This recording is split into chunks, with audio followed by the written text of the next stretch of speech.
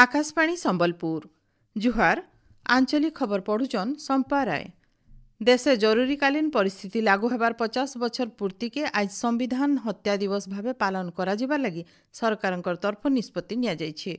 1975 मसीहा जून मासर 25 तारिख दिन भारतीय संविधान के अमर्यादा प्रदर्शन पूर्वक सेतेबेलर सरकार देशे जरूरीकालीन परिस्थिति लागू करथिले। इतार लगी सेतकी बेल के लोक माने बहुत असुविधार सामना करथिले। भारतर गणतांत्रिक इतिहासर मर्यादा क्षुण्ण करिथिबार सेही दिन के सोर पकईकरी आज देशर सबु जगान संविधान हत्या दिवस पालन करा जिबा। ई अवसर भुवनेश्वर रेल ऑडिटोरियम ठाने आज उपरबेला गोटे कार्यक्रम हेबा। कार्यक्रम थी मुख्यमंत्री मोहन चरण माझी मुख्य अतिथि भावे जोग देबे। राज्यपाल डॉक्टर हरिबाबू कंभमपाटी गलाकाल मुख्यमंत्री मोहन चरण माझी को तांकर बासभवन भेटिकरी राज्य सरकारंकर गोटे बछर सफलता और भिन्न भिन्न विकासमूलक कार्यक्रम बाबदे आलोचना करिछन। ई अवसरे मुख्यमंत्री श्री माझी राज्यपाल को ओडिशा विजन 2036 और 2047 देवार सहित समृद्ध ओडिशा गठन लगी सरकारंकर रोड मैप बाबदे जनैथिले। सहरांचल मानकर स्थायी और सामग्रिक विकास लगी कराइतबार भिन्न भिन्न सरकारी योजना और अभियान बाबदे जिला स्तरीय मास्टर ट्रेनर मानकु दिग्दर्शन देवार लगी गोटे कर्मशाला गलाकाल राज्य सहरांचल उन्नयन संस्था कॉन्फ्रेंस हॉल ठाने हो जाइछि। कर्मशाला के गृह निर्माण और नगर उन्नयन विभाग प्रमुख शासन सचिव उषा पाढ़ी उद्घाटन करथिले। विकसित ओडिशा 2036 और विकसित भारत 2047 लक्ष्य हासिल करबार लगी कार्यकर्ता और पांठिर भूमिका बाबदे विस्तृत आलोचना होइतिला। ई अवसर श्रीमती पाढ़ी जिला स्तर योजना मानकर बाबदे सठिक सूचना पहुंचाबार लगी मास्टर ट्रेनर मानकु परामर्श देइथिले। राज्य जल संपद ठीक विनियोग और परिचालना लगी डिजिटल स्मार्ट पद्धति जल परिचालना करा जिबा। इथिलागी सरकारंकर तरफ ओडिशा जलनीति 2025 लागू करा जिबा। मनमुखी जल खर्चा और तार अपव्यवहार के रुकबार लगी राज्य जलसेचन आयोग भी स्थापना करा जिबा।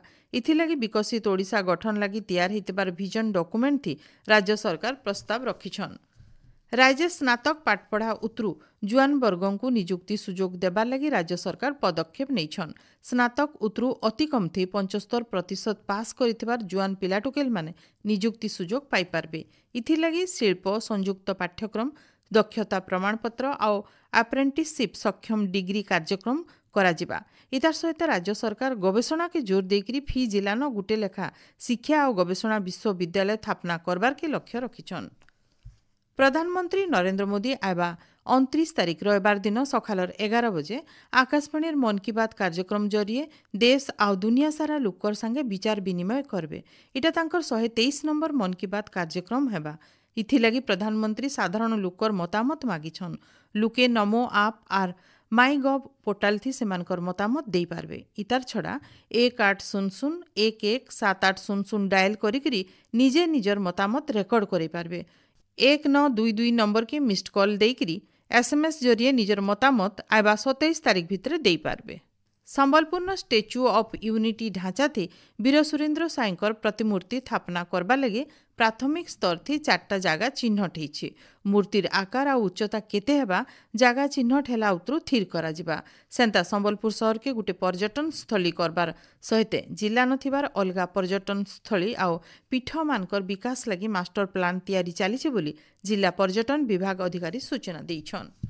बौद्ध जिलापाल सद्भावना गृह ठाने विधानसभा गृह कमिटी सदस्य माने गोटे जिला स्तरीय समीक्षा बैठक थी भाग नैछन।